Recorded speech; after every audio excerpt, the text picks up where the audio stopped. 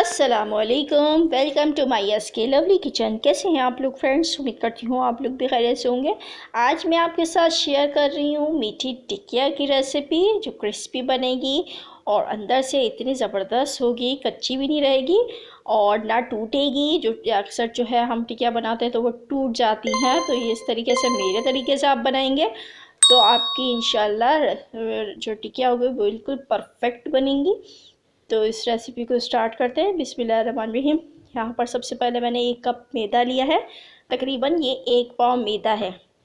इसमें चीनी लूँगी पीसी हुई आधा कप, सूजी जाएगी इसमें 2 चम्मच और थोड़ी सी मैं सब्ज़ इलायची वो पीस ली थी वो इसमें डालूँगी। तो यहाँ पर जो मैंने 1 कप मैदा लिया है इसको मैं पहले छान लूँगी। जब भी हम मैदा इस्तेमाल करते हैं या सूजी इस्तेमाल करते हैं तो उनको चीज़ों को हमने छान लेना होता है। ये देखिए इस तरीके से हमने 1 कप मैदे को हमने छान लेना है और इसके बाद मैं इसमें डालूँगी ये जो चीनी है वो पीसी हुई वो इसमें शामिल कर दूँगी। ये थोड़े से हमने यहाँ पे गुटके थे तो वो हमने इसको बिल्कुल प्रेस करके जो है ना मैदे को छान लिया है। तो यहाँ पर मैं इसमें चीनी डालूँगी, पीसी हुई चीनी आधा कप जाएगी। हमेशा पिसी हुई चीनी डालनी चाहिए।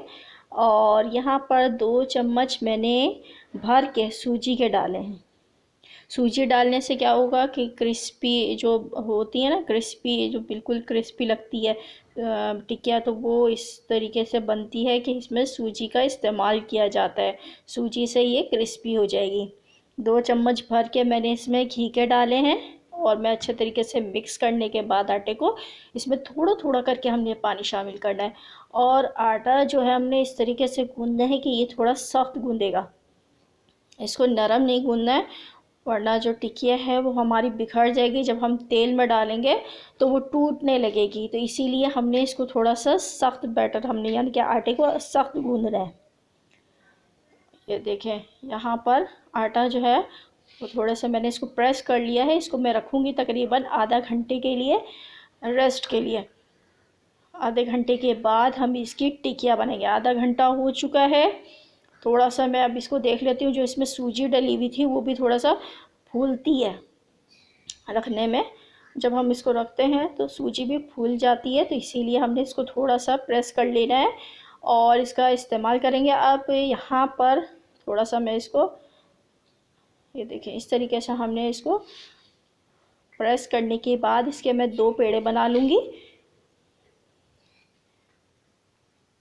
इसको प्रेस करने के बाद हम इसके चाहे तो आप पूरी रोटी को भी बेल सकते हैं, लेकिन मैंने इसको 2 पेड़े बना के और इसके फिर मैं इसको बेल लूँगी। रोटी की तरह जैसे बेलते हैं उसी तरीके से हमने इसको भी बेलना है। अच्छा, जब हम रोटी जैसे बनाते हैं तो वो तो बहुत ज़्यादा पतली हम रोटी बनाते हैं, लेकिन ये जो बनेगा तो इसकी जो रोटी होगी वो थोड़ी मोटी होगी। ना ज़्यादा मोटी हो ना पतली हो, नॉर्मल साइज़ की हमने रोटी बेलनी है।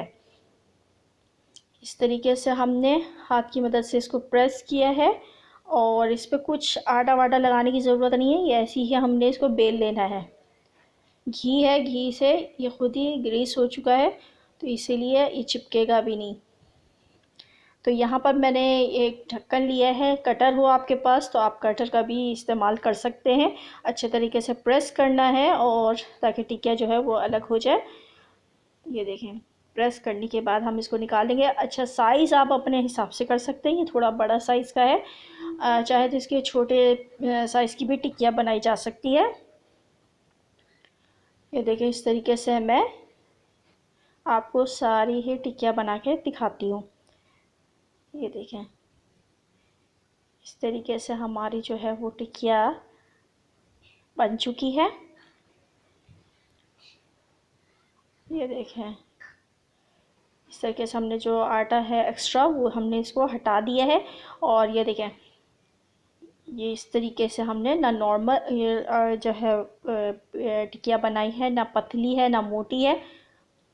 ये देखें इस तरीके से हमने सारी टिकिया बना ली है।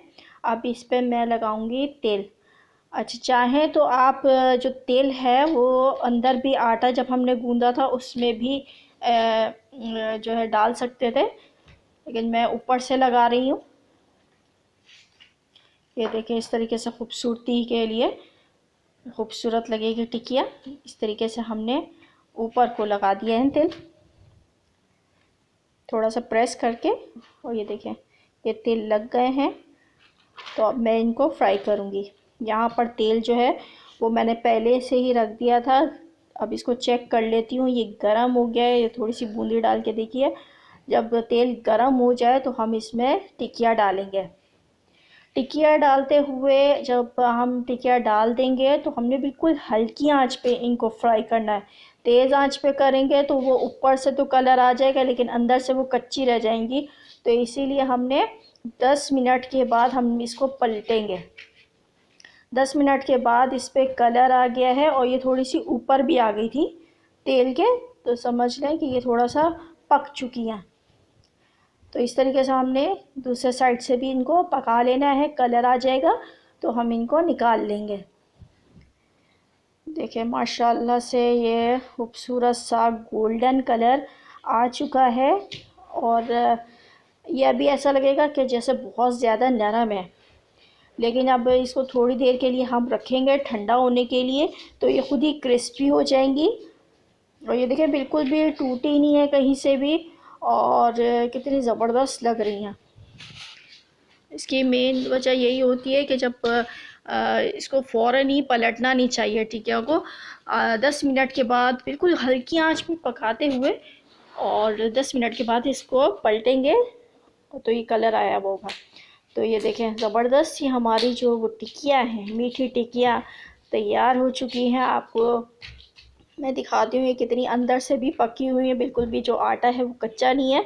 इस तरीके से मेरे तरीके से बनाएंगे तो आपकी भी रेसिपी बिल्कुल परफेक्ट बनेगी। तो इंशाल्लाह आई होप कि आपको मेरी ये रेसिपी अच्छी लगेगी।